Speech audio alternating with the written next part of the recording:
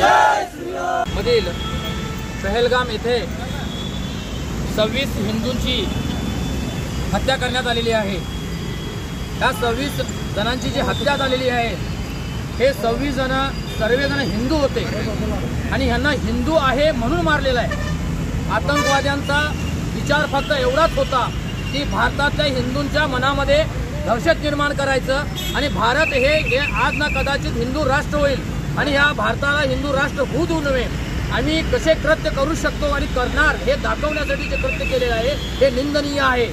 त्यासाठी आज आम्ही डीसीच्या माध्यमातून गृहमंत्री अमित शाह यांना एक निवेदन देत आहे की येत्या काळामध्ये अशी कोणतीही घटना वाईट घटना या भारत देशामध्ये घडू नये आणि कालची जी घटना होती की ते प्रत्येक व्यक्तीला तो हिंदू आहेस की म्हणून जाणीव करून त्यांची हत्या केलेली आहे। कुणाचे कपडे उतरून तो हिंदू आहे की नाही बघितलेला आहे, कुणाला कलमा वाचायला येतोय की नाही हे विचारून त्याची हत्या केलेली आहे।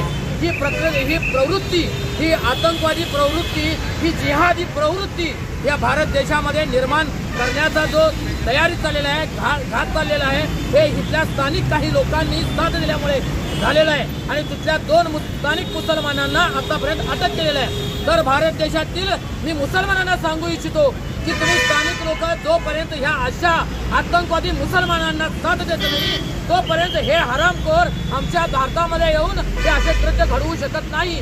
त्यासाठी स्थानिक मुसलमानांना मी एक विनंती करत आहे की तुम्ही जर खरोखर भारतीय मुसलमान असाल तर पुढील काळामध्ये विचार करा। त्या हरामखोरांनी जसं कलमा वाचायला लावलेत जसं आपण स्वतः मुसलमान आहेत की नाही याचा विचार करून केलेत तर तुम्ही स्वतः मुसलमान आहात तर आम्ही बहुसंख्य हिंदू आहोत आणि आम्ही जर रस्त्यावरती उतरलो तर पुढची परिस्थिती काय होईल याचे विचार करा। नाही तर आम्हाला तशी वेळ येऊ देऊ नका।